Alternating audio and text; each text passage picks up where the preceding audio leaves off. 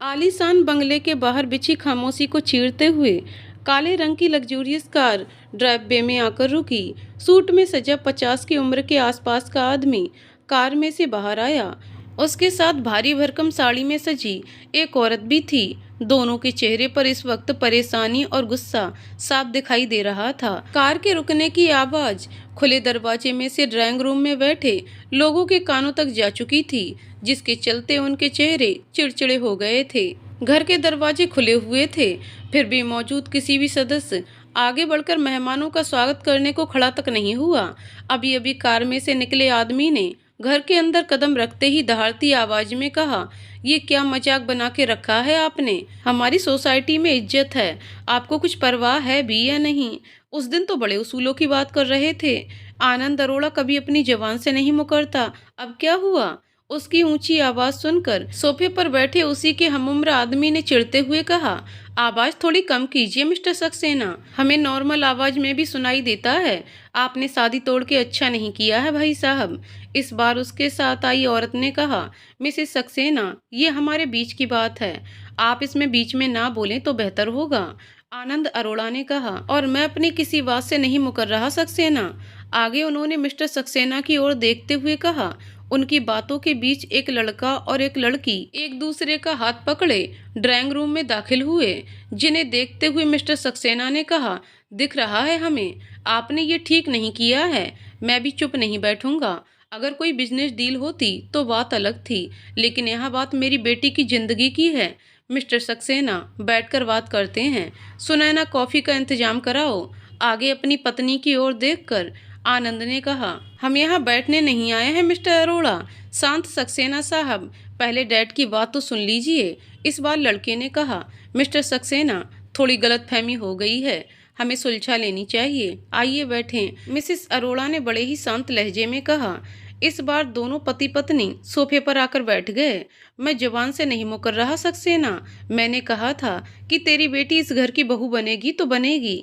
अभी हमें पता नहीं था अभय शालिनी बिटिया को पसंद करता है, वरना हम पहले से ही अध्याय के लिए बात रखते, और इसमें गलती हमारी भी है। आखिर हमने अभय से पूछना जरूरी नहीं समझा था। उनकी बात सुनकर दोनों पति पत्नी थोड़े हैरान हुए। देखिए, अध्याय अभी यहाँ नहीं रहता, उसे अकेले रहना पसंद है इसीलिए, लेकिन बेटा तो वो है ना इस घर का। जितना हक अभय का है उतना ही उसका भी है। छोटा है तो थोड़ा सा जिद्दी है बस। मिसेस अरोड़ा ने कहा, देखो सक्सेना, बच्चों की खुशी के खिलाफ जाकर मैं शादी नहीं करवा सकता। अगर अभय शालिनी से प्यार करता है और मैं बिजनेस की सोचकर उसकी शादी तनुजा से करवा देता तो उसमें जिंदगी तनुजा की ही खराब होती। आनंद ने अपनी बात रखते हुए कहा, तुम भी जरा ठंडे दिमाग से सोचो। हमने अपने बच्चे के साथ तनुजा के बारे में भी सोचा है। उनकी बातें सुनकर दोनों पति पत्नी ने एक दूसरे की ओर देखा। फिर मिस्टर सक्सेना ने कहा, लेकिन अगर अध्याय को भी कोई और लड़की पसंद हो तो आप तो अपने बेटे का ही साथ दोगे, लेकिन इन सब में हमारी बच्ची पिस जाएगी, उसका क्या? नहीं, इस बार हम ये गलती नहीं दोहराएंगे। हमने उससे बात की है और उसे कोई ऐतराज नहीं है। मिसेस अरोड़ा ने बीच में ही कहा, सक्सेना, हम दोनों को इस शादी की जरूरत है, और तनुजा अभय से शादी करे या अध्याय से, बहू तो अरोड़ा खानदान की ही कहलाएगी ना। देखिए भाई साहब, बच्चे साथ में खुश हैं तो हम उनको जबरदस्ती तो शादी के बंधन में नहीं बांध सकते। हमने गलती की थी कि बिना अभय से पूछे रिश्ते के लिए हाँ कर दी, लेकिन अब की बार ऐसा नहीं है। मैं कैसे यकीन करूं? मिस्टर सक्सेना ने कहा, हमें पता था आप यकीन नहीं करेंगे, आप अध्याय से बात कर लीजिए। कहते हुए उन्होंने किसी को कॉल मिलाई। काफी देर के बाद सामने से एकदम सर्द आवाज सुनाई दी, हेलो अध्याय, सक्सेना साहब को जानना है कि तुम्हें उनकी बेटी से शादी करने से कोई ऐतराज तो नहीं? मुझे कोई ऐतराज नहीं है, सामने से जवाब आया। ठीक है बेटा, डिस्टर्ब करने के लिए सॉरी, अपना काम जारी रखो, कहकर उन्होंने कॉल कट कर दी। अब तो यकीन है ना भाई साहब? मिसेस अरोड़ा ने कहा, ठीक है, लेकिन आपका ये बेटा भी मुकर गया तो हमारी ओर से पूरा भुगतान दिया जाएगा और इसके कानूनी कागजात आपको शाम तक मिल जाएंगे। अब तो कोई ऐतराज नहीं है ना? ठीक है फिर, मिस्टर सक्सेना ने कुछ सोचते हुए कहा, ठीक है, शादी तय किए गए दिन पर ही होगी। हम चाहते हैं कि हमारे दोनों बेटे एक ही दिन में ब्याह जाएं। अगर तनुजा बेटी को अध्याय से मिलना हो तो हम उससे बात करेंगे। चूँकि अभी वो शहर में नहीं है, उसका नंबर भेज दूँगा तुम्हें। अगर उससे कोई बात करनी है या बेटी को अध्याय से मिलना हो तो बेझिझक उससे कॉल कर लेना। मिस्टर अरोड़ा ने कहा। ठीक है, हम चलते हैं, कहकर दोनों पति पत्नी खड़े हुए। इस बार सब उन्हें बाहर तक छोड़ने आए। हमारे बच्चे को समझने के लिए धन्यवाद भाई साहब। उनके जाने से पहले मिसेस अरोड़ा ने कहा। गाड़ी बंगले के बाहर जाते ही मिस्टर अरोड़ा ने सुनैना की ओर देखा। कहा था ना, इनको बस पैसे और प्रोजेक्ट से मतलब है। दूसरी ओर गाड़ी बंगले के बाहर जाते ही मिसेस सक्सेना ने कहा। दूसरे लड़के को हमने तो कभी नहीं देखा। उसे लगता है कि मुझे कुछ पता नहीं है, लेकिन मुझे सब पता है। वो लड़का उसकी नाजायज औलाद है। क्या आप तनुजा की शादी उससे क्यों करवा रहे हैं? फिर इनकी चिकनी चुपड़ी बातें सिर्फ दिखावा हो सकती हैं। तुम्हारे बिजनेस और प्रोजेक्ट के चक्कर में हम अपनी बेटी का भविष्य ऐसे खतरे में तो नहीं डाल सकते। दिखावा हो सकता नहीं, दिखावा ही है दामिनी। तो फिर तुम क्यों अपनी बेटी? वो कहते कहते रुक गई। फिर जैसे कुछ समझ में आया हो, उसने आगे कहा। हाँ अनुज, क्या तुम? इस बहाने हमारी जिम्मेदारी भी खत्म और शेयर भी तो उसके नाम। उसके चेहरे पर सातिर मुस्कुराहट आ गई। खैर, तुम्हें उससे इस बारे में बात करने की कोई जरूरत नहीं है। तनुजा से मैं बात कर लूंगा। बाकी सब जैसा चल रहा है वैसा चलने दो। ठीक है, कहकर दामिनी अपने फोन में जुट गई। मैरिज हॉल के बाहर एक से बढ़कर एक लग्जरियस कार एक के बाद एक आकर खड़ी हो रही थी। उसमें से निकलते लोगों की चाल चलन चीख चीख कर उनके अमीर होने का सबूत दे रही थी। लोगों के साथ डेकोरेशन में सजी हुई हर एक चीज भी अमीरी को बयान कर रही थी। मीडिया को अंदर आने की परवानगी नहीं थी। फिर भी गेट के बाहर कई रिपोर्टर्स खड़े होकर इंतजार में थे कि कहीं से उनको मसालेदार खबर मिल जाए। सारे तामझाम को संभालने और मेहमानों के स्वागत के लिए कई सारे वर्कर्स रखे गए थे। हॉल में सामने की ओर दो मंडप सजे हुए थे और उनके सामने बैठने का बंदोबस्त था, तो दूसरी ओर खाने का इंतजाम था। हालांकि स्नैक्स तो हर वक्त हर जगह सर्व किए जा रहे थे। इन सब तामझाम से अलग पीछे की ओर आए हुए एक कमरे में शालिनी तैयार होकर बैठी थी और दूसरे में इस वक्त दामिनी के सामने कोई लड़की सर झुकाए खड़ी थी। अनुज और एक लड़का भी वहीं पर मौजूद था। अब खड़ी क्यों हो? जाकर चेंज करो, दूल्हा मंडप में इंतजार कर रहा है। दामिनी ने थोड़ी सख्ती से उसकी ओर देखते हुए कहा। चाची, मैं ऐसे किसी अनजान से शादी नहीं कर सकती। तब तो बिल्कुल भी नहीं, जब ये शादी तनुजा के लिए तय की गई थी। लड़की ने धीरे से सर उठाते हुए कहा। गहरे कत्थई रंग की बादाम जैसी आंखें, छोटी सी नाक और प्लम लिप्स जिस पे हल्की न्यूड लिपस्टिक लगाई हुई थी। चेहरे से साफ पता चलता था कि लिपस्टिक के साथ काजल को छोड़कर उसने कोई मेकअप नहीं किया था। ना सांवला और ना ही दूध जैसा सफ़ेद चेहरे का रंग उसके बीच का था, लेकिन चेहरे का तेज इतना था कि उस पर नज़र डालो तो पल के लिए निगाह ठहर जाए। कपड़े खैर सबसे थोड़े अलग से थे। काश भी इस बार अनुज सक्सेना की आवाज़ सुनाई दी। इतना अच्छा खानदान मिल रहा है, फिर कौन सी दिक्कत है तुम्हें? कहीं किसी के साथ चक्कर तो नहीं चल रहा? कासवी ने कोई जवाब नहीं दिया। सुन कासवी, जिंदगी भर हम तुझे अपने सर पर बिठाकर नहीं रखने वाले।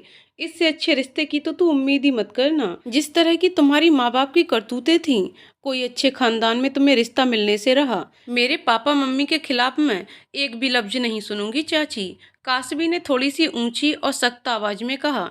दामिनी कुछ कहने जा रही थी, लेकिन उनको रोकते हुए लड़के ने कहा। मॉम, बाहर सब इंतजार कर रहे हैं। अनुज ने लड़के की ओर देखते हुए कहा। रोहन, जाकर अरोड़ा को बुला लाओ। और दामिनी, इसे तुम यहीं रहकर तैयार करने दो। क्या पता तनुजा की तरह ये भी भाग जाए। मुझे नहीं करनी शादी। आपकी बेटी भागी है। अगर उसको शादी ही नहीं करनी थी तो पहले ही मना कर देती। मैं क्यों उसकी जगह शादी करूं? कासवी ने चिल्लाते हुए कहा। दूसरे पल कमरा चांटे की आवाज से गूंज उठा। क्योंकि तेरे माँ बाप की जिम्मेदारी हमने उठाई थी। वो तो कर्जा और तुझे हमारे सर पर डालकर मर गए। दुनिया के ताने तो हमने सुने ना, और अगर फिर से ऊंची आवाज में बात की तो मुझसे बुरा कोई नहीं होगा, दामिनी ने सख्त आवाज में कहा। फिर उसे बाजू से खींचते हुए उसे अंदर की ओर आए चेंजिंग रूम में ले आई। लहंगा वहां पे रखा हुआ था। जब कासवी ने लहंगा पहनने से इनकार किया तो एक और चांटा गाल पे आ गिरा और फिर वो लहंगा उसे जबरदस्ती पहना दिया। लहंगा उसके हिसाब से लंबा था और थोड़ा सा लूज भी। कासवी लगातार यहाँ से बाहर निकलने के बारे में सोची जा रही थी, लेकिन ये औरत उसे एक पल के लिए भी अकेला नहीं छोड़ रही थी। और वो समझ चुकी थी इनसे लड़ झगड़ कर भी वो यहाँ से बाहर नहीं निकल सकती। तनुजा अच्छे रिश्ते को इतनी आसानी से जाने देने वालों में से तो नहीं थी। कुछ तो गड़बड़ थी यहाँ पर। ये लोग उस पे इतनी मेहरबानी नहीं कर सकते। वो इन्हें अच्छे से जानती थी। फिर आखिर क्यों? आईने में खुद को देखा तो गाल पे उंगलियों के हल्के निशान थे। उन्हें हल्के हाथों से छुआ। दर्द के मारे दो आंसू आंखों से टपक कर गिर गए। मेकअप वाली अपना काम कर रही थी, लेकिन कासवी तो अब भी यहाँ से निकलने के बारे में सोच रही थी। उसकी जिंदगी पहले से इन लोगों ने खराब करके रखी थी। अब तो किसी अनजान से शादी कर खुद को खाई में नहीं डाल सकती। दिल दिमाग हर बार सिर्फ एक ही बात दोहरा रहा था, कुछ तो बात होगी जो तनुजा इस रिश्ते को छोड़कर चली गई है। कुछ तो गलत होगा, मुझे यहाँ से निकलना होगा। तभी रोहन आया। उसके साथ उसका दोस्त भी था। मॉम डैड आपको बाजू के रूम में बुला रहे हैं, उसने दामिनी की ओर देखते हुए कहा। मैं तब तक यहाँ रुकता हूँ, आगे उसने अपनी माँ से कहा। दामिनी के जाते ही रोहन के साथ आया लड़का कासवी के बगल में आकर बोला, क्या बात है, आज तो कयामत लग रही हो। लेकिन कासवी ने कोई जवाब नहीं दिया, जैसे उसे सुनाई ही न दिया हो। मेकअप वाली का काम भी खत्म होने को आया था। उस लड़के के कहने पर वो वहां से बाहर चली गई। कासवी अपने ख्यालों में इतनी डूबी हुई थी कि उसे किसी की बात का कोई सूझ ही नहीं रहा था। कौन आया कौन गया कुछ नहीं। जब पीठ पे अनचाही छुअन महसूस हुई तब वो झटके से खड़ी हो गई। सामने खड़े इंसान को देख उसकी आंखें गुस्से से भर गईं। जब खुद की नज़रों ने उसकी नज़रों का पीछा किया तो घिन महसूस हुई। डीप नेक के ब्लाउज में से उसकी आधी क्लीवेज साफ दिख रही थी। रोहन अपने दोस्त को यहाँ से बाहर निकालो। अपने ऊपर फिर रही अनचाही निगाहों को पहचान कर कासवी ने सख्ती से कहा। मुझे मत बताओ क्या करना है और क्या नहीं, रोहन ने उतने ही आराम से कहा। रोहन का जवाब सुन कासवी खुद वहां से बाहर जाने को निकली। अगर इसे अभी इसी वक्त यहाँ से बाहर नहीं निकाला तो मैं बाहर चली जाऊंगी। आई एम श्योर तुम्हें अपने डैड की। उसकी बात खत्म होने से पहले ही वो अचानक से लगे धक्के के चलते थोड़ी लड़खड़ा गई। खुद को संभाले उससे पहले अपने गले के इर्द गिर्द बाहों की मजबूत पकड़ महसूस हुई। ज्यादा उछलो मत, अभी तो सिर्फ छुआ है तुझे। उस दिन चांटा लगाया था ना तुमने, जिस तरह वो चांटा कमरे में गूंजा था ठीक उसी तरह तुम्हारी चीखें भी गूंजेंगी, याद रखना। कासवी की सांसें फूल रही थीं, आंखों में आंसू आ गए थे। देख डूड, तुझे जो करना है वो कर, लेकिन आज नहीं, रोहन ने कहा। उस लड़के ने एक झटके से अपने हाथ वापस ले लिए, लेकिन कासवी लड़खड़ा गई। खुद को संभाल पाए उससे पहले ही दामिनी अंदर आते हुए बोली, चलो। उसकी हालत देख दामिनी ने रोहन की ओर देखा। उसने बड़े ही आराम से कहा, ये यहाँ से भागने की कोशिश कर रही थी। दामिनी ने गुस्से से कासवी की ओर देखा। तुम्हारे इस ड्रामे के लिए अभी हमारे पास वक्त नहीं है। इतना कहकर उन्होंने सीना के नाम की पुकार लगाई। दूसरे पल मेकअप वाली अंदर आई, जिसे देख दामिनी ने कहा, सीना जल्दी से मेकअप ठीक कर दो, बिल्कुल वक्त नहीं है। वो मेकअप ठीक कर रही थी, लेकिन आंखों से गिरते हुए आंसू उसे वापस खराब किए जा रहे थे। आखिर उसने कहा, मैडम रोना बंद करें, वरना पूरा मेकअप पसर जाएगा। थोड़ी देर बाद दामिनी उसको लेकर बाहर आ गई। कासवी ने एक बार भी नजरें उठाकर नहीं देखा। थोड़े पलों में जो कुछ भी हुआ उसके चलते उसका दिमाग सोच विचार करने की स्थिति में नहीं था। किसी यंत्र की भांति वो मंडप में जाकर बैठ गई। उसने देखने तक की जहमत नहीं उठाई कि उसकी शादी किससे हो रही है। फेरे खत्म हो गए। जब बारी सिंदूर लगाने की आई तब उससे नजरें मिलीं। गहरी काली आंखें, सिर्फ गहरी काली आंखें, बस। उससे आगे चेहरा तक नहीं देखा। सारी रस्म रिवाज खत्म होने के बाद विदाई के वक्त चाची ने अपनी बेटी को कोसते हुए झूठा रोना धोना शुरू किया, लेकिन कासवी को इन सब से कोई मतलब नहीं था। जो उसे बताया जा रहा था वो बस उस चीज को किए जा रही थी। पूरे रास्ते में एक बार भी उसने नजरें उठाकर बगल में बैठे इंसान की ओर नहीं देखा। पूरे रास्ते वो खिड़की के बाहर देखते हुए अपनी जिंदगी के बारे में सोचे जा रही थी। वो ऐसे लम्हों में इतनी कमजोर क्यों हो जाती है? क्यों उसने वहां से निकलने की एक और कोशिश नहीं की? क्यों वो इतनी आसानी से मान गई? खुद पे बहुत गुस्सा आ रहा था। जब कार रुक गई तो उसके ख्यालात भी रुके और उसने नजरें आसपास घुमाईं। सामने बड़ा सा घर देखा। वो किसी भी भावनाओं के बिना उसे देखती रही। सामने खड़े एक नए घर को किसी भी भावनाओं के बिना देखा था, लेकिन पता नहीं कहाँ से दिल में एक उम्मीद जगी। जब खुद को देखे या मिले बिना ये लोग उससे रिश्ता जोड़ने के लिए तैयार हो गए तो शायद ये शादी उसके लिए अच्छी साबित हो। ठीक वैसे ही जैसे वो कहानियों में पढ़ा करती थी। गहरी सांस लिए वो कार से बाहर निकली। अपने अगल बगल में देखा, कोई नहीं था। कार में भी कोई नहीं था। तो फिर उसका हस्बैंड कहाँ था? मैं उसे किस तरह पहचानूं? मैंने तो उसे देखा तक नहीं। उसने आगे खड़े कुछ लोगों को देखते हुए खुद से ही कहा, मैडम इस ओर। एक हाउस हेल्पर ने आकर उसे कहा। दरवाजे पे दूसरा कपल हाथों में हाथ डाले खड़ा था और उसका दूल्हा उसके बगल में। वो भी वहीं उसके पास जाकर खड़ी रह गई। दरवाजे के उस पार सामने खड़े लोगों पर उसने एक नज़र डाली। कोई औरत बहुत ही खुशी से बगल में खड़े नए कपल की आरती कर रही थी। जब उनकी बारी आई तो उनके चेहरे के भाव कुछ अलग से थे। पहले बड़ी बहू का बड़े ही प्यार से अंदर स्वागत हुआ। उसके बाद उसकी बारी थी। स्वागत तो उसका भी हुआ, लेकिन इस बार कुछ अलग था। शायद कुछ देर पहले की उम्मीद गलत थी। उसका ये ख्याल दूसरे ही पल हकीकत में तब्दील हो गया। जब उसको सुनैना की आवाज़ सुनाई दी, शादी कर ली, उसका ये हरगिज मतलब नहीं है कि हम तुम्हें अपनी बहू मान लेंगे, तुम्हारे घर वाले इतना गिर जाएंगे, ये हमने कभी नहीं सोचा था। अपने से अच्छे खानदान में रिश्ता जोड़ने के लिए अपने ईमान को बेचने में भी नहीं कतराते ना तुम लोग। मैं आखिर किसी चीज़ की उम्मीद भी क्यों करती हूँ? कासबी ने गहरी सांस छोड़ते हुए सोचा। मॉम, हमें अपने फंक्शन खराब नहीं करने। आप प्लीज अभी अपना मूड खराब ना करें। अभय ने सुनैना से कहा। अध्याय, अपनी बीवी को कमरे तक ले जाओ। तुम दोनों के लिए अब और ज्यादा कुछ नहीं कर सकते। यहाँ बैठकर तुम। मिस्टर अरोड़ा की बात खत्म होने से पहले ही वो उठकर चला गया। तो उसका नाम अध्याय है, सोचते हुए कासबी ने मन ही मन नाम को दोहराया। वो उसके ख्यालों में अब भी वहीं खड़ी थी। तुम जा सकती हो, हमें दूसरी रस्में भी पूरी करनी हैं, मिसेस अरोड़ा ने कहा। वो चुपचाप जिस ओर उसका पति गया था उधर चल दी, लेकिन पहले माले पर उसे वो कहीं नहीं देखा। अगल बगल में देखा तो कमरे भी बहुत थे। उसने गुजर रहे हाउस हेल्पर से पूछा, जिसके चेहरे पर ना ही उसके लिए हमदर्दी दिखी और ना ही कोई सवाल। वो उसे अध्याय का कमरा दिखाकर चली गई। कासबी कमरे के दरवाजे पर आकर रुक गई। नॉक किया, लेकिन कोई जवाब नहीं आया। काफी देर नॉक करने के बाद भी जब कोई जवाब नहीं आया, तब वो खुद धीरे से अंदर चली आई। कमरे में नजर डाली तो कुछ खास नहीं था, ना सोफा ना ही कुछ और, सिर्फ एक बेड था। बालकनी की ओर देखा तो बाहर खूबसूरत सा चांद चमक रहा था। वो था तो अधूरा, लेकिन फिर भी खूबसूरत था। उसे चेंज करना था, लेकिन उसके पास कपड़े नहीं थे। उसकी शादी थोड़ी थी जो वो अपने कपड़े पैक करके लाती। इधर उधर घूमकर ड्रेसिंग टेबल खोजी, लेकिन उसको वो भी नहीं मिली। बाथरूम का दरवाजा खोलने जा रही थी, तभी वो खुला। वो हल्के से पीछे हो गई और अध्याय उसके बगल में से निकलकर अलमारी की ओर चला गया। चेहरा तो देख ले, कल को पहचानेगी कैसे कि तेरा पति कौन है? अंदर से आवाज आई और कासबी ने नजरें ऊपर की। वो उसके बगल में खड़ा रह चुका था, तो उसकी हाइट का अंदाजा तो उसने लगा लिया था।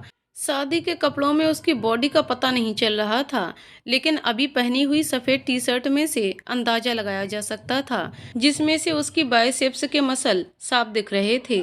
जैसे ही नजरें थोड़ी ऊपर की, उसकी मुंडी पीछे की ओर घूमी।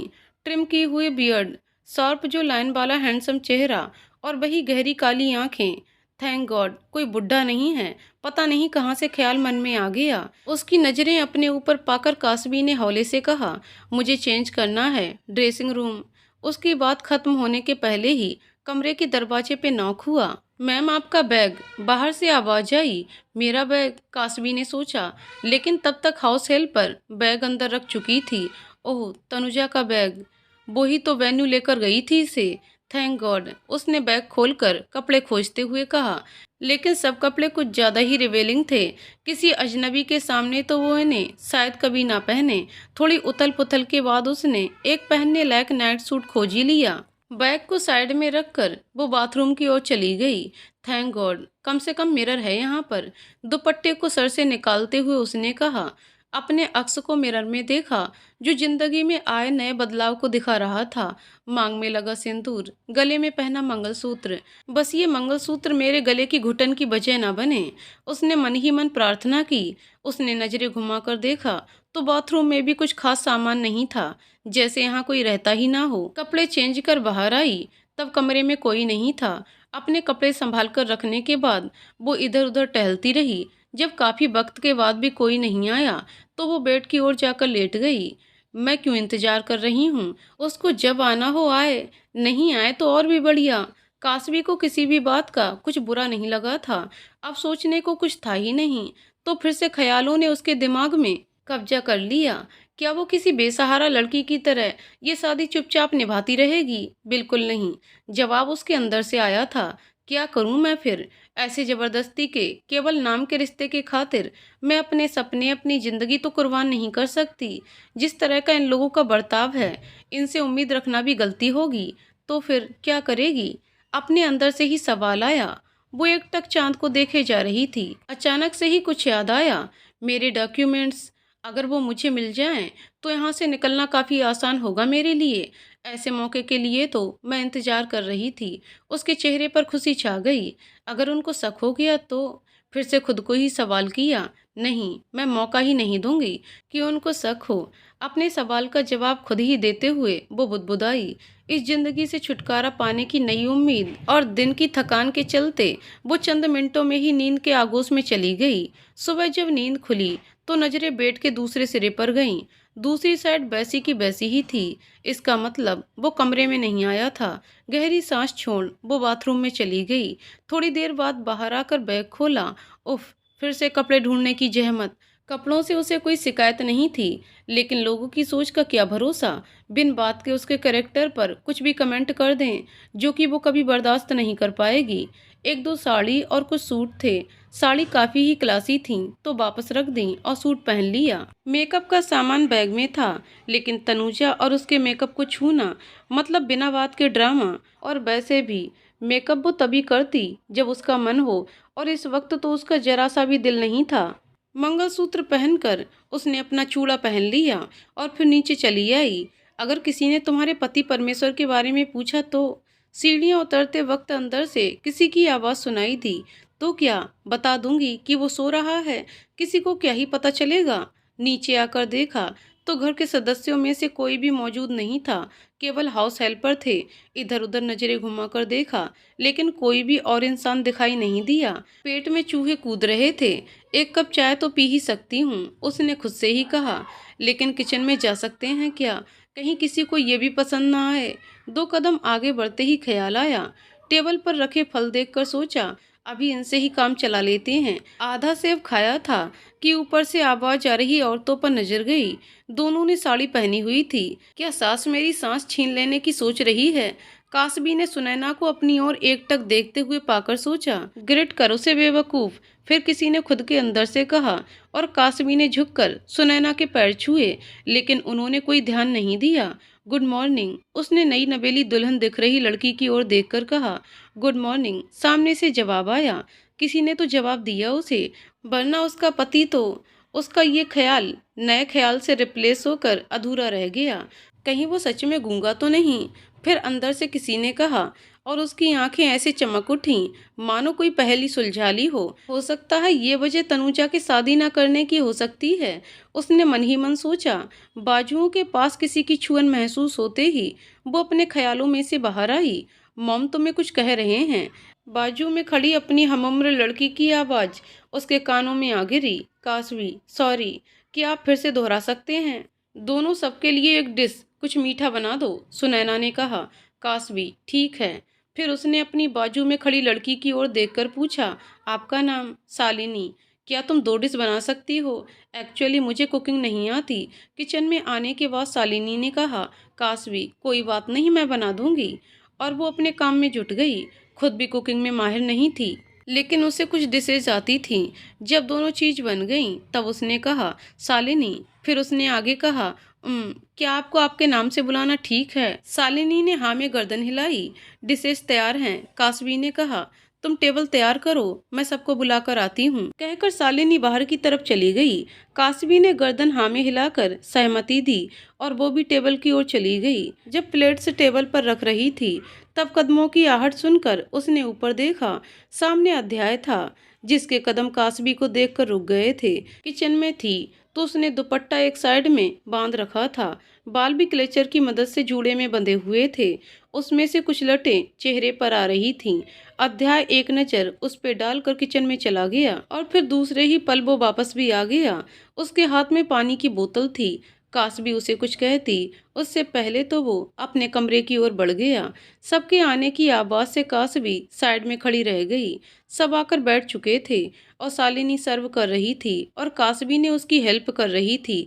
किसी ने ना ही अध्याय के बारे में पूछा और ना ही उसका इंतजार किया। कासबी को ये बात अजीब लगी। अपने लिए सबका रूखा व्यवहार वो समझ सकती थी, लेकिन अध्याय के लिए उनका ये बर्ताव उसे कुछ ठीक नहीं लगा। तुम भी बैठ जाओ शालिनी, मिसेस अरोड़ा ने कहा। कासबी से किसी ने कुछ नहीं कहा। खैर उसे उम्मीद भी नहीं थी। उसकी नजरें बार बार ऊपर की ओर जा रही थीं।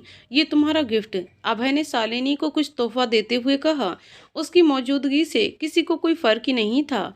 उसे ये सब अकॉर्ड सा लग रहा था। वो यहाँ अजनबी के जैसे खड़े नहीं रहना चाहती थी, लेकिन बिना बताए गई तो कोई उसे गलत ना समझ ले। मैं अध्याय को बुलाकर आती हूँ, कहकर वो ऊपर की ओर चली गई। बहुत सारे सवाल उसके मन में सोनामी की भांति उछल रहे थे। दरवाजे पर पहुंचकर देखा तो कमरे में कोई नहीं था।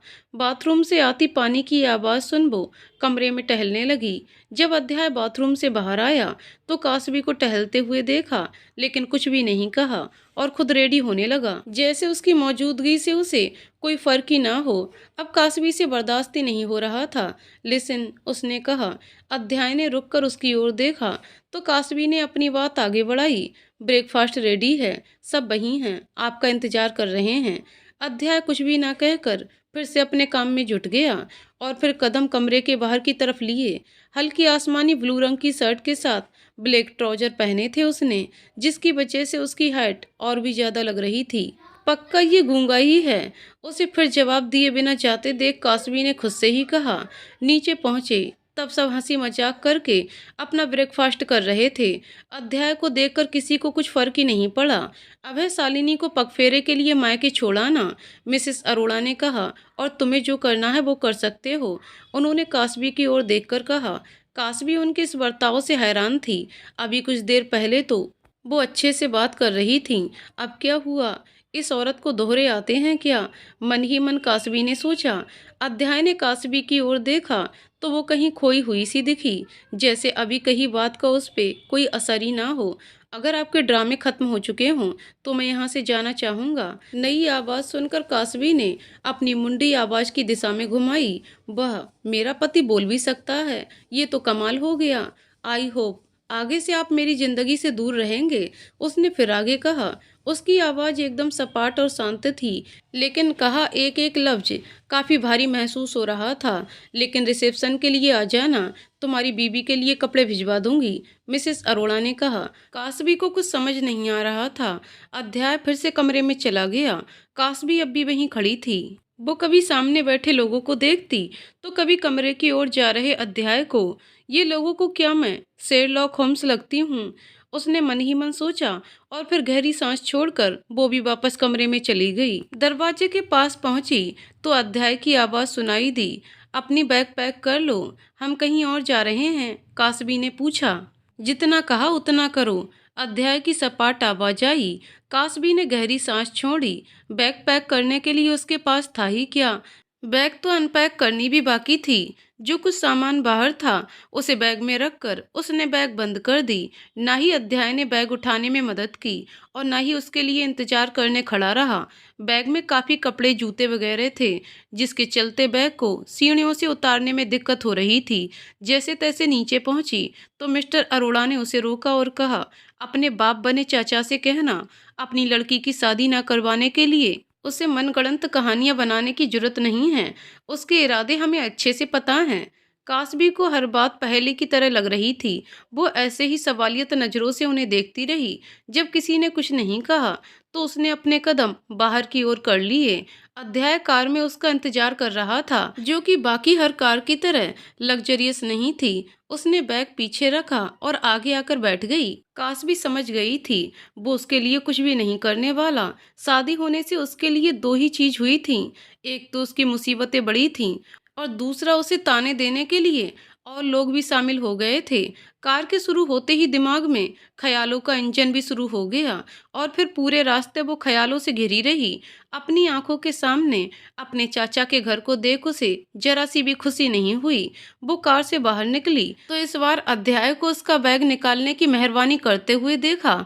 बैग निकालने के बाद उसे कार थमाते हुए वो बोला, तुम्हारे यहाँ ड्राइवर तो होंगे ही, खुद आ जाना, इस नंबर पर मैसेज कर देना, एड्रेस मिल जाएगा। फिर कार की ओर देखकर कहा और फिर वापस कार में बैठ गया। कासवी गेट से बाहर जाते हुए कार को देखती रही। कुछ ही सेकंड पहले कहे हुए उसके लफ्ज याद आए और कासवी के चेहरे पर एक दर्द भरी मुस्कुराहट छा गई। कासवी अध्याय के दिए हुए कार्ड को देखे जा रही थी। नंबर उसे याद रह गया, लेकिन उसका फोन भी पता नहीं कहाँ था। तभी दिमाग में कुछ खटका। ओह गॉड, मेरा फोन! पिछले दिन की भागदौड़ के चलते उसे कुछ याद ही नहीं था। शायद वहीं छूट गया हो। नहीं, फोन खोना मैं अफोर्ड नहीं कर सकती, उसने खुद से कहा। वह जल्दी से अंदर गई। दामिनी मेन हॉल में बैठी हुई थी। कासवी को अंदर आते देख उन्होंने कुछ भी नहीं कहा, लेकिन फिर बैग को देखकर बोली, निकाल भी दिया क्या? ये तनुजा का बैग था तो मैं लेकर आई। मेरा फोन आपके पास है? कासवी ने आगे पूछा। मैं भला तुम्हारे फोन का क्या करूंगी? और हाँ, अगर निकाल दें तो यहाँ आने की तकलीफ मत लेना। क्या कोई वेन्यू से सामान लेकर आया था? कासवी ने उनकी बातों को नजरअंदाज करते हुए पूछा। मैं तुम्हें तुम्हारी सर्वेंट दिखती हूँ? मेरा फोन नहीं मिल रहा। उसका सेंटेंस खत्म होने से पहले ही हाउस हेल्पर ने आकर कहा, कोई मैनेजर आए हैं, कह रहे हैं किसी का फोन मिला है। कासवी तुरंत दरवाजे की ओर चली गई। वहां जाकर देखा तो उसी का फोन था। थैंक गॉड, उसने ऊपर देखकर कहा। फोन खोलकर कुछ चेक किया और फिर एक गहरी सांस छोड़ दी। जब वो वापस आई तब दामिनी उसकी ओर घूरकर देख रही थी। जब वह अपने कमरे की ओर जाने को बढ़ी तो दामिनी की सख्त आवाज कानों में आ गिरी। सुन कासवी, अगर तूने इस शादी से कहीं भागने की कोशिश की तो कहीं से भी ढूंढ निकालूंगी तुम्हें और वो हसर करूंगी जो सोचा ना होगा।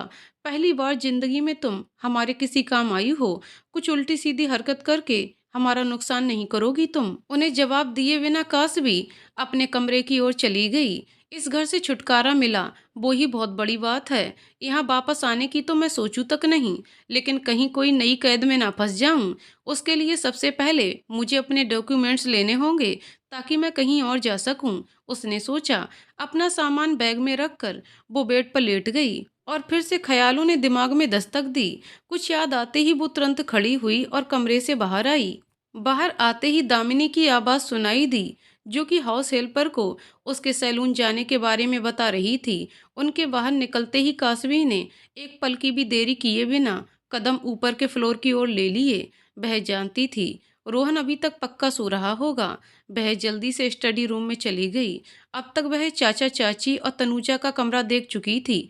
घर में अब स्टडी रूम और स्टोर रूम ही खोजना बाकी था और उसे पक्का पता था कि डॉक्यूमेंट उन्होंने स्टडी रूम में ही रखे होंगे। वहां जाकर हर लॉकर खोला, हर एक फाइल देख ली, लेकिन खुद के डॉक्यूमेंट्स उसे कहीं नहीं मिले। आखिर कहाँ रखे होंगे?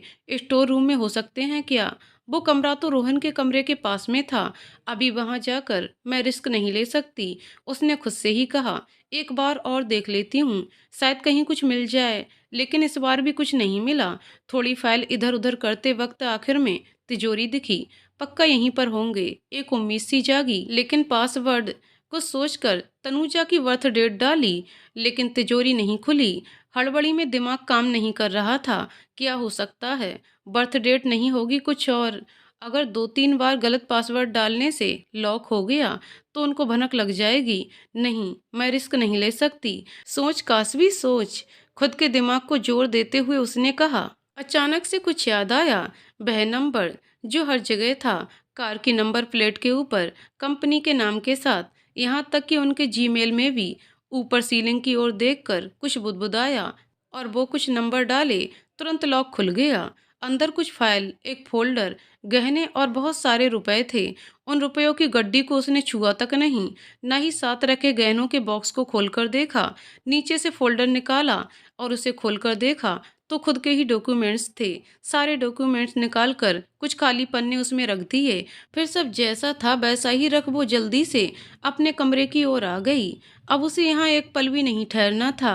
फाइल को कपड़ों के बीच बैग में डाल दिया और कार्ड निकालकर उसने एड्रेस के लिए मैसेज किया। दूसरे ही पल एड्रेस का मैसेज गया। इतनी जल्दी रिस्पांस की उसे उम्मीद ही नहीं थी। नीचे आकर उसने हाउस हेल्पर को इन्फॉर्म कर दिया। बाहर निकलते ही ड्राइववे में रखी कार दिखी तो सुबह के अध्याय के लफ्ज याद आ गए और मुंह में जैसे कड़वाहट सी घुल गई। कुछ देर बाद दो बैग्स को लेकर वह रास्ते पे खड़ी रहकर टैक्सी रुकवा रही थी। डॉक्यूमेंट्स की वजह से वो यहाँ से कहीं जा भी नहीं पा रही थी। उसने कभी डॉक्यूमेंट्स लेने की कोशिश भी नहीं की थी क्योंकि उसके पास बाहर जाने का रास्ता नहीं था। हाँ, उन्हें खोजा जरूर था। वो एक गलती कर खुद को जिंदगी भर के लिए कैद खाने में नहीं डालना चाहती थी। एक बार गलती की थी उसने इस घर से भागने की, और सजा तो खैर उसे याद रहेगी ही। घर बदतर था, दुनिया उससे भी बदतर है, उसे ये एहसास हो चुका था। लेकिन अब उसके पास जाने का रास्ता था।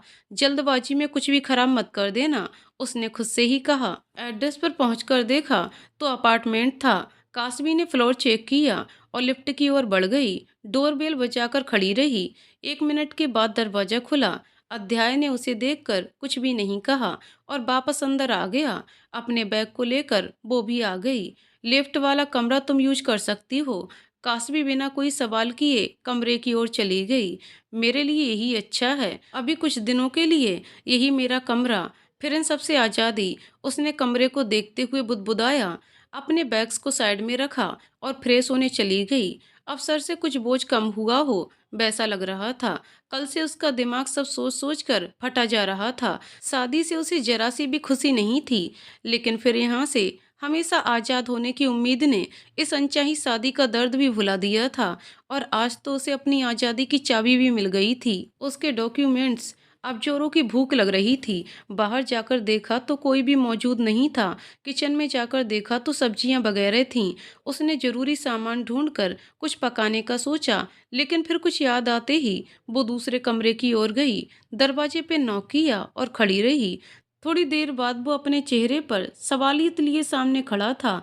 क्या मैं किचन यूज कर सकती हूँ? उसने मुंडी हिलाकर हाँ कहा। क्या? दरवाजा कास्बी के मुंह पर ही बंद हो गया और उसका सवाल अधूरा रह गया। वो बैठकर अपनी किस्मत पर रोने वाली लड़कियों में से नहीं थी। किस्मत ने उसके साथ बहुत बुरे सुलूक किए थे और वो अपने लिए लड़ना जानती थी। खाने के बाद उसने अपना कमरा भी सजा दिया। शाम होने को आई, तब कोई डिलीवरी वाला आकर पार्सल छोड़ गया था। खोलकर देखा तो कपड़े थे। उफ, ये चमकीले कपड़े। उसने सांस छोड़ी। शाम को उनका रिसेप्शन था, लेकिन उसने कपड़े पहनकर देखने तक की जहमत नहीं की थी। शाम को जब तैयार हो रही थी, तब फिर से डोरबेल बजी। वह जाकर दरवाजा खोले, उससे पहले ही अध्याय ने दरवाजा खोल दिया। कोई लड़की थी। मैडम को रेडी करने भेजा है। किसने? कासवी ने पूछा। मिसेस अरोड़ा ने। अगर उसकी चाची ने भेजा होता तो वह मना कर देती। उसने मुंडी हिलाकर उसे अंदर आने के लिए कहा। खैर, आज कोई उसे ब्राइट मेकअप करने के लिए बोलने वाला नहीं था, तो उसने अपनी पसंद के हिसाब से मेकअप करवा लिया। जब वह कमरे से बाहर आई तो अध्याय पहले से रेडी होकर बैठा हुआ था। कासबी को कमरे से निकलते देख वो खड़ा होकर दरवाजे की ओर बढ़ गया। कासबी ने भी एक गहरी सांस ली और फिर से खुद को एक्टिंग के लिए तैयार कर लिया। रिसेप्शन तो जैसे नाम का था, ऐसा लग रहा था मानो कोई बिजनेस गेट टू गैदरिंग हो। लोगों को यहाँ दुल्हन बदलने से फर्क नहीं पड़ता था।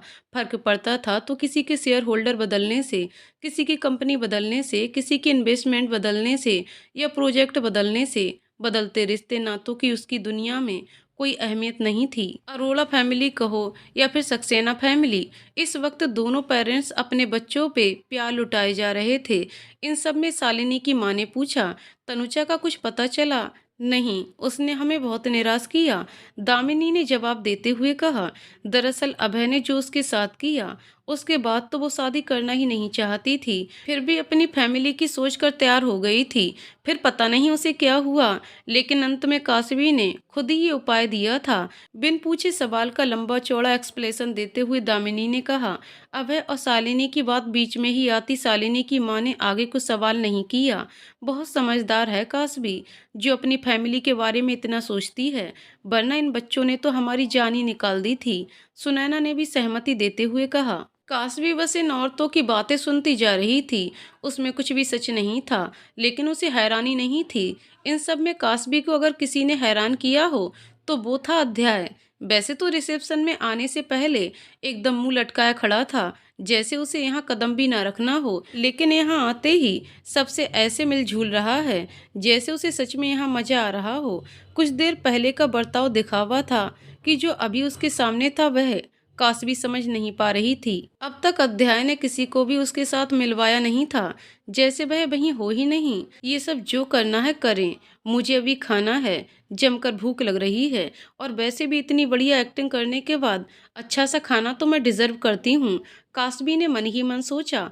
फिर वह डाइनिंग एरिया की ओर चली गई। सबकी नज़रों में नहीं आना चाहती थी, इसीलिए प्लेट लेकर पीछे की ओर आ गई जहाँ कोई भी नहीं था।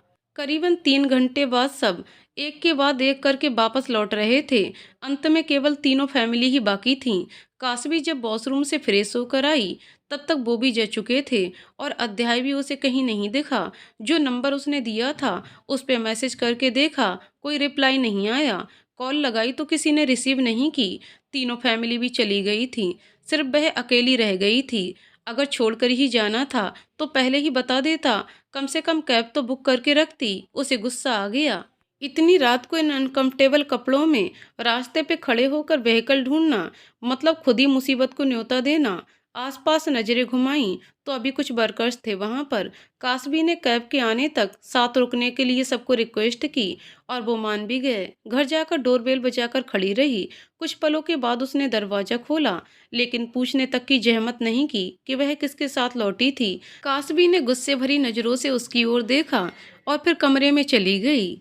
ऐसे पेश आता है मानो मुझे नहीं उसे जबरदस्ती शादी करनी पड़ी हो। हद है, इंसानियत के नाते ही पूछ लिया होता। बीबी वगैरह तो बात की बात थी। वो अपना मेकअप निकालते हुए बड़बड़ा रही थी। आईने के सामने खड़े होकर खुद को देखकर फिर कहा, relax Kaswi, take a deep breath. इतना दिमाग में डाल दे कि ये लोग भी तेरे उसी घर वालों की तरह हैं। So no expectation. खुद को और अपनी जिंदगी दोनों को तुझे खुद संभालना है। तेरे लिए यहाँ कोई कुछ नहीं करने वाला। इस नए दलदल में फंसकर रह जाए उससे पहले कोई रास्ता ढूंढ और निकल जाए यहाँ से।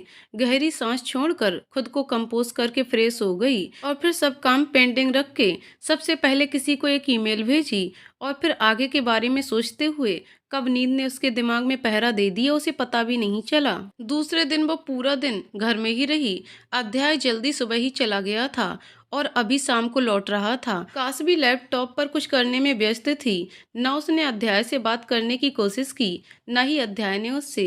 हर रोज ऐसा ही चलता रहा और हफ्ता बीत गया।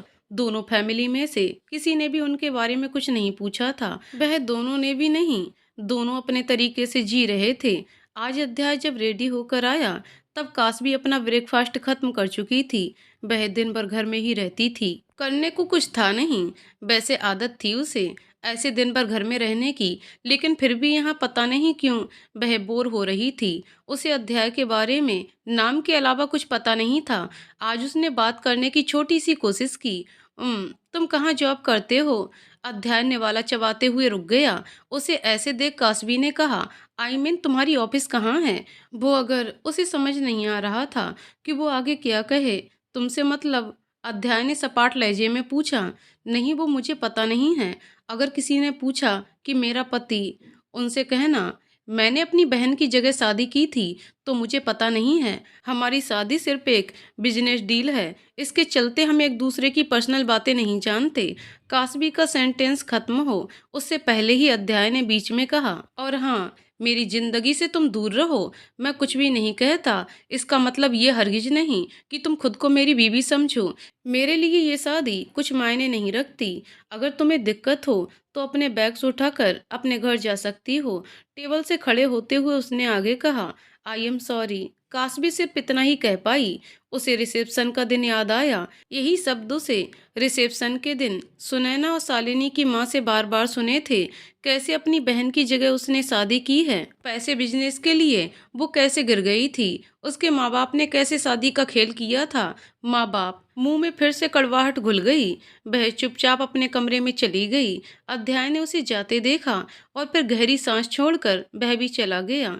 उस दिन के बाद जब अध्याय घर में होता तब कास्वी कमरे से बाहर नहीं आती थी और अध्याय भी उसके सामने नहीं आता। उन दोनों में अगर किसी बात की अंडरस्टैंडिंग थी तो वह थी किचन के कामों को लेकर, क्योंकि बाकी घर के काम के लिए एक हाउस हेल्पर आती थी, लेकिन खाना पकाना और बर्तन खुद ही साफ करने होते थे। कास्बी के उसूल उसकी नाराजगी, किसी को भूखा रखने या खाने पे नहीं निकालने देते थे। वह जब भी जल्दी उठ जाती, 2 लोगों का ब्रेकफास्ट बना देती। शाम को भी उसके पास करने को कुछ होता नहीं था, तो डिनर भी वही पका देती और अध्याय भी बिना किसी शिकायत के वह खाना खा लेता। शाम के बर्तन की जिम्मेदारी उसने ले रखी थी। दोनों का जैसे ये रूटीन बन चुका था, लेकिन इससे बढ़कर कोई बात, कोई अंडरस्टैंडिंग नहीं थी दोनों में। 1 महीना होने को आया था, दोनों के रूटीन में कोई बदलाव नहीं था। काश भी दिन भर घर में रहकर या तो किताब पढ़ती या फिर लैपटॉप पे कुछ ना कुछ करती रहती, और अध्याय, वह सुबह निकले तो रात तक कभी वापस नहीं लौटता। घड़ी सुबह के 6 बजे का समय बता रही थी। अध्याय अपने कमरे में बैठ वीडियो कॉल पे किसी से बात कर रहा था। ओके, आज के लिए इतना ही, उसने आसपास रखी फाइल बंद करते हुए कहा। वीडियो कॉल के कट होते ही उसका मोबाइल बज उठा। कॉल रिसीव कर स्पीकर पे रखा और अलमारी में से जॉगिंग के कपड़े निकालते हुए बोला, अब क्या रह गया वैभव? कुछ नहीं रह गया।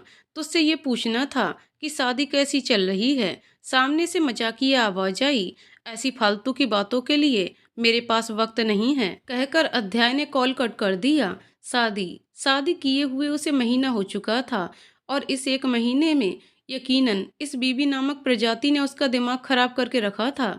शादी के मंडप से लेकर अब तक इस लड़की को मैं जरा सा भी नहीं समझ पाया हूँ। खैर, समझना ही क्यों है मुझे, वो खुद ही मुझसे तंग आकर डिवोर्स दे दे तो बढ़िया होगा। कमरे की चीजें इधर उधर रखते हुए वो बुदबुदा रहा था। मुझे लगा था महलों में पली बड़ी पापा की परी को ये छोटे से अपार्टमेंट में सांस नहीं आएगी, लेकिन वह तो ऐसे रहती है मानो उसे कुछ फर्क ही नहीं। ना ही वह उसकी बहन की जगह शादी करने का गुस्सा जताती है। हाँ, शादी के मंडप में पहली बार देखी उसकी लाल आंखें यकीनन उसकी नामर्जी जाहिर कर रही थी, लेकिन फिर 1 महीने भर में ऐसा कुछ भी नहीं हुआ कि उसने शादी को लेकर कोई शिकायत की हो। ना उसने तब फरियाद की थी जब पहली रात वह उसे कमरे में अकेला छोड़कर चला गया था, न तब जब वह उसे उसके घर पे अकेला छोड़ आया था, न ही तब जब वह उसे अपने ही रिसेप्शन पर छोड़कर चले आया था। मुझे तो लगा था ये लड़की इन बातों का बतंगड़ बना देगी, लेकिन इसने तो उफ तक नहीं की। लगा था उसने जिंदगी में एक बर्तन तक नहीं उठाया होगा। खुद का खाना वह कैसे पकाएगी, लेकिन नहीं, उसे तो बखूबी आता है। वो अपने काम बिना किसी शिकायत के खुद ही कर लेती है। अगर ऐसा ही चलता रहा तो डिवोर्स का प्लान तो फेल हो जाएगा। वो खुद ही चली जाए तो बेहतर है। मुझे उसकी कमजोरियां ढूंढनी होंगी। सोचते हुए वह जिम के लिए चला गया। कास्बी की सुबह आज बाकी दिनों से जल्दी हो गई थी। उसने पेस्टल लेवेंडर रंग का सूट पहना था, जिसका दुपट्टा अभी डाइनिंग टेबल की कुर्सी में पड़ा हुआ था। बाल अभी भी गीले थे। वह किचन में ब्रेकफास्ट बना रही थी।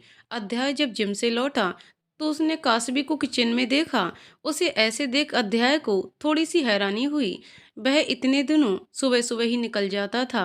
वह कभी कभी सुबह जाग जाती तो किचन में हेल्प करती, लेकिन आज वह बाकी दिनों के जैसे नहीं थी। अध्याय को देखकर कास्बी के जल्दी जल्दी चलते हाथों की स्पीड थोड़ी सी कम हो गई। अध्याय ने उबल रहे दूध की ओर देखा और फिर साथ में दूसरी ओर बन रहे आमलेट की तरफ देखा। तुम्हारे लिए बना दूं? बात की शुरुआत करते हुए कास्बी ने कहा। जस्ट 2 eggs, अध्याय ने कहा। कास्बी जब तक वापस गैस की ओर मुड़ी, दूध पतीले से बाहर निकलने वाला था। उसने जल्द से गैस बंद कर दी। उसे ऐसे हड़बड़ाहट में देख अध्याय कॉफी निकाल फेंटने लगा। टेबल पर भी कास्बी जल्दी जल्दी खा रही थी। अब अध्याय से बर्दाश्त ना हुआ। कहीं जा रही हो? हम हाँ, आज से स्कूल रीओपन हो गए हैं ना? अध्याय ने सवालियत नजरों से उसकी ओर देखा। मैं स्कूल टीचर हूँ। ओह अच्छा। वह जल्दबाजी में अपना बैग लेकर निकल गई। यहाँ से स्कूल दूर था और पहले दिन के चलते उसे रोज से थोड़ा जल्दी जाना था। खैर, वो हाई स्कूल टीचर थी तो उसे पहले दिन बच्चों के रोने धोने की टेंशन नहीं थी। अध्याय उसे दरवाजे से बाहर जाते देखता रहा। वह जब दिखना बंद हो गई तो बुदबुदाया, स्कूल टीचर बच्चे से संभलते भी होंगे, खुद भी तो बच्चे जैसी ही है। उसकी आंखें इस नई बात की हैरत से चमक रही थीं। खैर, हैरानी तो इस बात की थी, मॉडलिंग किसी कंपनी या कोई और जॉब के बजाय वह एक स्कूल टीचर की जॉब करती है। ये भी बड़ा शॉकिंग था। अध्याय ने सर झटका और फिर कमरे की ओर चला गया। इसके बाद से रोज सुबह यही रूटीन रहता। जो पहले उठ जाता वो ब्रेकफास्ट बना लेता। खैर बात दोनों के बीच कुछ होती नहीं। कास्बी की स्कूल दोपहर में खत्म हो जाती तो वो दोपहर को वापस आ जाती और अध्याय हमेशा की तरह रात को लौटता।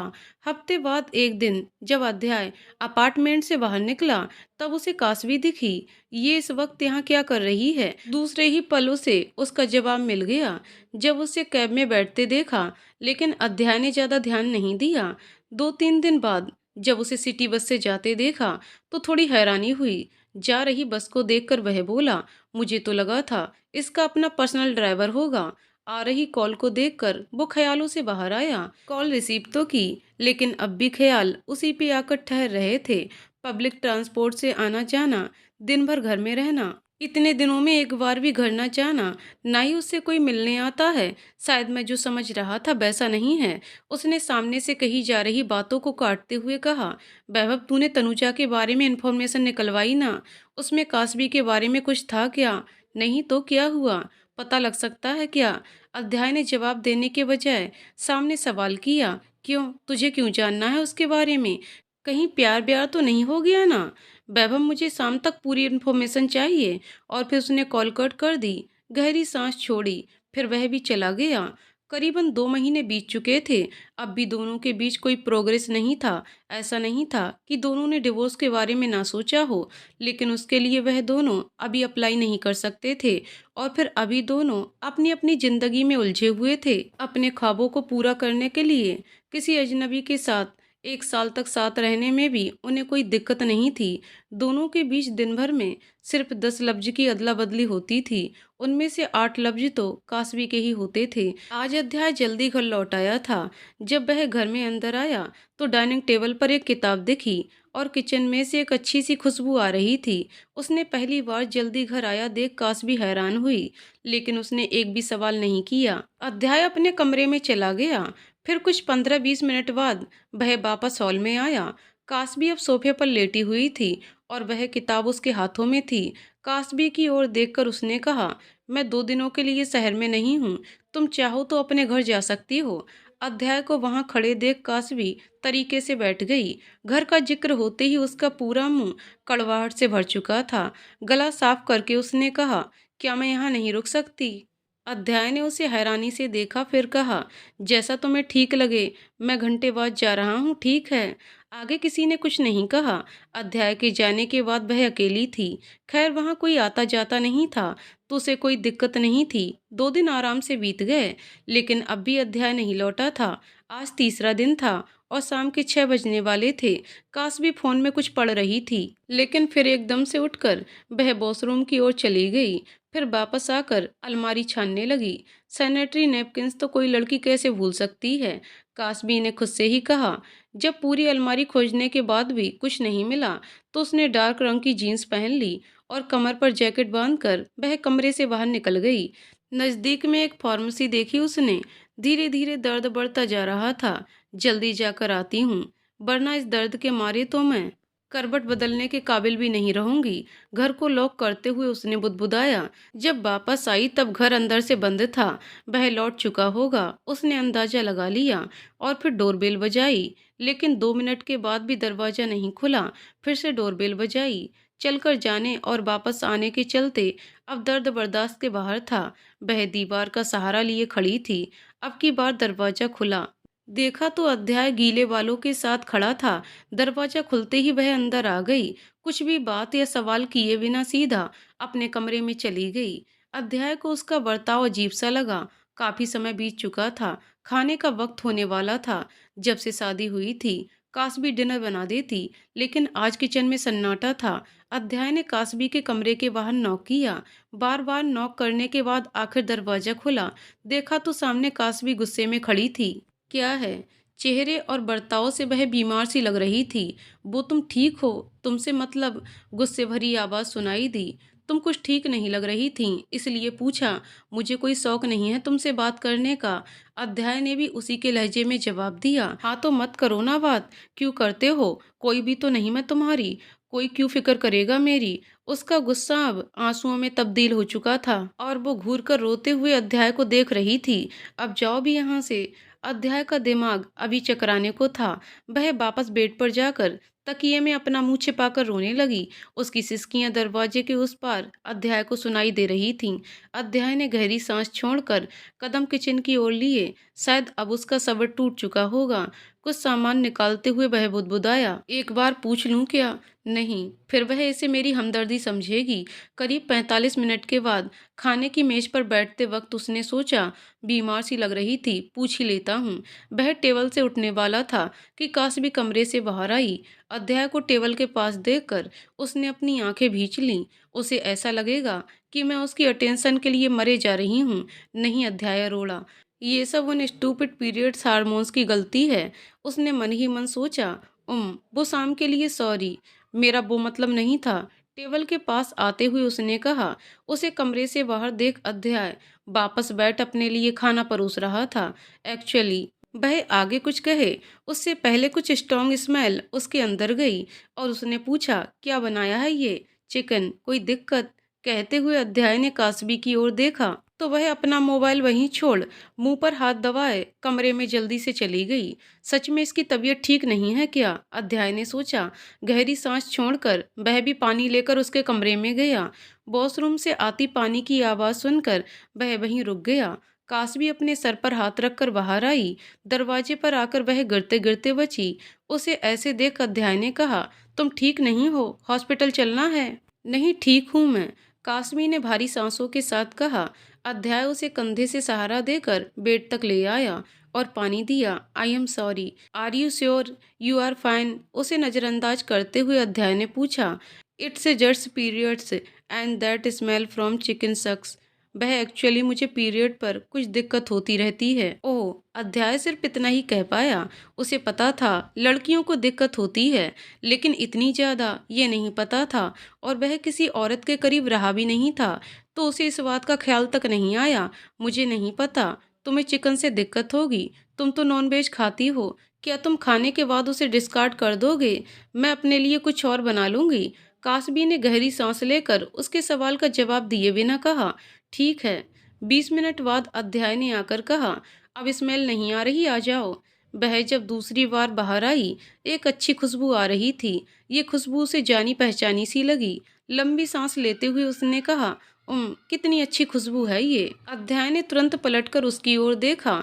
अभी कुछ देर पहले एक चिकन की स्मेल से इसे उल्टी आ गई और अब ये खुशबू उसे पसंद आ रही है।